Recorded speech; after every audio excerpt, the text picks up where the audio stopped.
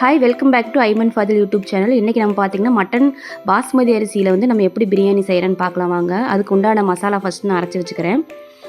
பிரியாணி மசாலா அது.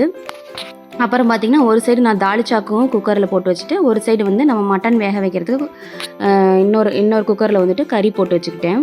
கொஞ்சம் இஞ்சி பூண்டு பேஸ்ட்டு, மிளகாத்தூள், பச்சை மிளகா போட்டு ஒரு பக்கம் வச்சுக்கிட்டேன். இதில் தாளிச்சாக்கு பார்த்திங்கன்னா மஞ்சத்தூள், ஒரு பெரிய வெங்காயம், ஒரு பச்சை மிளகா, என்னென்ன காய் நம்ம போடணுமோ அதெல்லாம் போட்டு தனியாக இன்னொரு குக்கரில் வச்சுக்கிட்டேன். இந்த சைடு பார்த்திங்கன்னா நம்ம பிரியாணி எப்படி தாளிக்கிறதுன்னு பார்க்கலாம் வாங்க.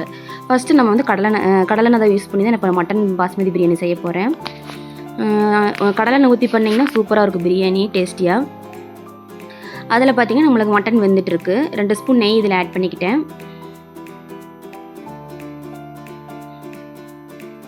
பார்த்திங்கன்னா நம்ம மட்டன் பிரியாணிங்கிறங்காட்டி ஆயிலில் கம்மியாக தான் ஊற்றுறேன். ஏன்னா நம்மளுக்கு கொழுப்பெல்லாம் ஆட் பண்ணுறங்காட்டி எண்ணெய் பிரிஞ்சு நிறைய வரும், கொழுப்போட எண்ணெயே இருக்கும். அதனால் நான் கம்மியாக தான் எப்பயும் மட்டன் பிரியாணிக்கு செய்வேன். சிக்கன் பிரியாணிக்கு மட்டும் தான் நம்ம ஆயில் நிறையா ஊற்றணும்.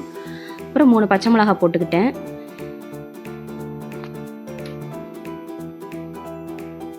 பார்த்திங்கன்னா ஒரு 3 பெரிய வெங்காயம், நல்ல பெரிய வெங்காயமாக பெருசாக இருக்கிற வெங்காயமாக கட் பண்ணி வச்சுக்கிட்டேன். இப்போ நான் செய்கிறது பார்த்திங்கன்னா 3/4 கிலோ கறிக்கு 3 டம்ளர் பாஸ்மதி ரைஸ் எடுத்திருக்கேன். 100 கிராம் பூண்டு, 50 இஞ்சி, இந்த மெஷர்மெண்ட்டு எடுத்திருக்கேன். 200 சின்ன வெங்காயம், 3 பெரிய வெங்காயம். ஏன்னா நான் 1 கிலோ அளவுக்கு உண்டானதை எடுத்திருக்கேன். ஏன்னா நம்ம பாஸ்மதி ரைஸ் வந்துட்டு கொஞ்சம் காரமெல்லாம் பிடிக்காது, அதனால் எச்சா எடுத்திருக்கேன். இது பார்த்திங்கன்னா பட்டை, கிராம்பு, ஏலக்காய், கிராம்பு போட்ட பொடி, அது பிரியாணி பொடி. இதுதான் மெயின். நம்மளுக்கு எந்த மசாலா ஐட்டமும் நம்ம ஆட் பண்ண மாட்டோம். இது மட்டும்தான் பிரியாணி பொடினா இது ஒன்று தான். இதுவும் மிளகாத்தூள், மல்லித்தூள், அவ்வளோதான் பிரியாணிக்கு. வேறு எந்த ஒரு மசாலாவும் ஆட் பண்ணக்கூடாது. இதுவே நம்மளுக்கு நல்லா டேஸ்ட் கொடுக்கும். பார்த்திங்கன்னா சின்ன வெங்காயம் போட்டு நல்லா நான் வணக்கிக்கிட்டேன். சின்ன வெங்காயம் வந்து கொஞ்சம் குறப்பாக அரைச்சி எடுத்துகிட்டு வந்துட்டு நான் போட்டேன். சின்ன வெங்காயம் வந்து ஒரு 200 கிராம் போட்டிங்கன்னா போதும். நம்ம பெரிய வெங்காயம் தான் நம்ம அதிகமாக போடணும். இதில் பார்த்திங்கன்னா பிரியாணி நான் இப்போ பொடி பண்ணிட்டு வந்தேன் பார்த்திங்களா, அதை நான் வந்துட்டு ஒரு 1.5 ஸ்பூன் பக்கம் நான் போட்டுக்கிட்டேன். அதான் பிரியாணி மசாலா, பட்டை, கிராம்பு, ஏலக்காய் மசாலா. அப்புறம் 2 ஸ்பூன் வந்துட்டு மிளகாத்தூள் போட்டுக்கிட்டேன். ஒவ்வொருத்தங்க மல்லித்தூள் போட மாட்டேங்க, நான் மல்லித்தூள் போடுவேன். ஏன்னா கிரேவி நம்மளுக்கு கிடைக்கும். ஒரு 1.5 ஸ்பூன் பக்கம் போட்டுக்கிட்டேன். எண்ணெயிலேயே நம்ம எப்பயுமே மிளகாத்தூள், மசாலா ஐட்டமெல்லாம் ஆட் பண்ணும்போது நம்மளுக்கு நல்லா கலர்ஃபுல்லாக இருக்கும் பிரியாணி பார்க்குறதுக்கு. நீங்கள் எந்த கலருமே ஆட் பண்ண தேவையில்லை, சூப்பராக இருக்கும். அப்புறம் பார்த்திங்கன்னா ஒரு 3 பழுத்த தக்காளியை எடுத்து வச்சுக்கிட்டேன். தக்காளி எப்பயுமே கம்மியாக போட்டு தயிர், எலுமிச்சை ஊற்றினீங்கன்னா கொஞ்சம் பிரியாணி டேஸ்ட்டாக இருக்கும். இல்லாட்டி நம்மளுக்கு தக்காளி சாப்பாடு மாதிரி ஆயிடும். அதனால் ஒரு 3 தக்காளி மட்டும் நம்ம பழத்தை தான் எடுத்து போட்டுக்கலாம், பெருசாக இருக்கிறத பார்த்து. ஒரு கைப்பிடி அளவு கொத்தமல்லி தழை, ஒரு கைப்பிடி அளவு புதினா தழை போட்டுக்கலாம். அது மாதிரி புதினா தழையும் நம்ம அதிகமாக போடக்கூடாது, கம்மியாக தான் போடணும். கொத்தமல்லி தழை கொஞ்சம் நிறையா போட்டிங்கன்னா புதினா கொஞ்சம் கம்மியாக போட்டுக்குங்க. இப்போ நான் கறி வேக வச்ச தண்ணியை நான் மெஷர்மெண்ட் அளந்து தான் போடுறேன். 3 டம்ளருக்கு நம்ம 6 டம்ளர் தண்ணி ஊற்றணும். இப்போ நான் 1 டம்ளர் ஆட் பண்ணிட்டேன். இப்போ நம்ம 5 டம்ளர் மட்டும் தான் பேலன்ஸ் ஊற்றணும். அப்புறம் 1 கப்பு தயிர் நான் ஆட் பண்ணிக்கிட்டேன். நம்ம எப்பயுமே தக்காளி கம்மியாக போட்டு தயிரும் லெமன் கொஞ்சம் ஊற்றி தான் நம்ம பிரியாணி செய்யணும், அப்போ தான் டேஸ்டியாக இருக்கும். தக்காளி வந்து கம்மியாக தான் போடணும் பிரியாணிக்கு. இந்த மசாலாவுக்கு தேவையான உப்பு போட்டுக்கிட்டேன். அப்புறம் வேக வச்ச கறியை போட்டுக்கிட்டேன். குக்கரில் எப்பயுமே தனியாக வேக வச்சு கறி போடுங்க, அப்போ தான் வந்துட்டு நம்மளுக்கு மட்டன் வந்து நல்லா சாஃப்டாக இருக்கும். இல்லைனா ரொம்ப ஹார்டாக இருக்கும். ரொம்பவும் விசில் விடக்கூடாது, ஒரு 2 விசில் விட்டிங்கன்னா போதும். நான் சைட் பை சைட் பார்த்திங்கன்னா நான் தால்ச்சாக்கு உண்டானதும் குக்கரில் வெந்துருச்சு, அதையும் நான் எடுத்து வச்சுக்கிட்டேன். பார்த்திங்கன்னா நான் இப்போ தால்ச்சா செய்கிறதுக்கு ஒரு மண் சட்டியில் தான் செய்ய போகிறேன். ஃபஸ்ட்டு ஒரு மண் சட்டி வச்சு கடலெண்ணெய் கொஞ்சம் ஆட் பண்ணிக்கிட்டேன்.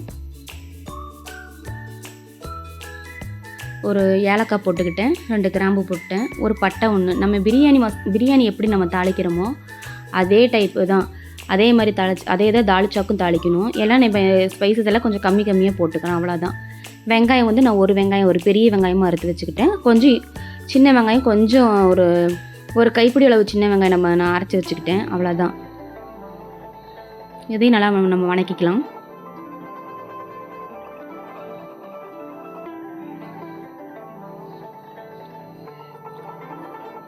வெங்காயம் நல்லா வணங்குறதுக்காக நான் உப்பு ஃபஸ்ட்டே ஆட் பண்ணிட்டேன். நம்ம குழம்பெல்லாம் வச்சுட்டு நம்ம உப்பு பார்த்தோம்னா லாஸ்ட்டாக போட்டுக்கலாம்.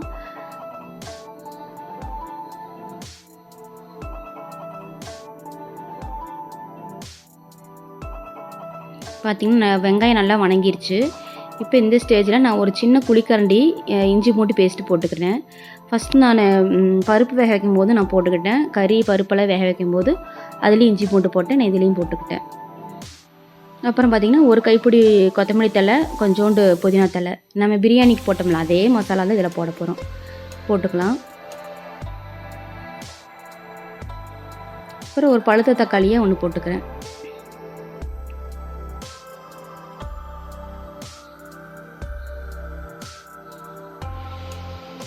நல்லா வணக்கிக்கலாம்.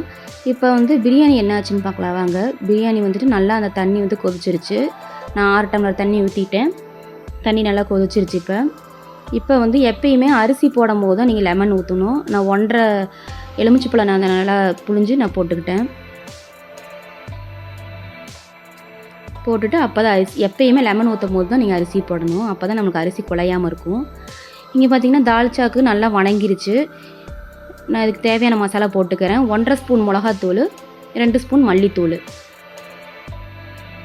நல்லா வணக்கிக்கலாம். அப்புறம் நான் ஒரு எலுமிச்சைப்பழ சைஸ் வந்துட்டு புளி எடுத்து கரைச்சி வச்சுருக்கேன்.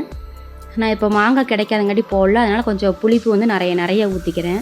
நீங்கள் மாங்காய் போட்டிங்கன்னா புளி வந்து கம்மியாக ஊற்றிக்கிங்க. இப்போ நான் மாங்காய் கிடைக்காதங்காட்டி போடல, அதனால் புளி எச்சா ஊற்றிருக்கேன். நல்லா இது வணங்கட்டும்.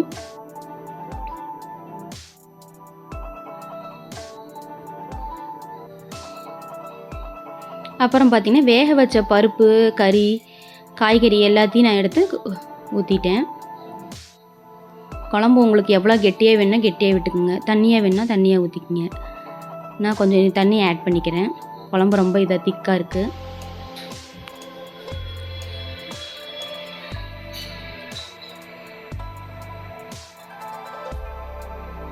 இப்போ பாருங்கள் நம்ம தால்ச்சா ரெடி ஆயிடுச்சு. இந்த ஸ்டேஜில் நான் வந்து ஆச்சி குழம்பு மசாலாத்தூள் எப்பயுமே போடுவேன்.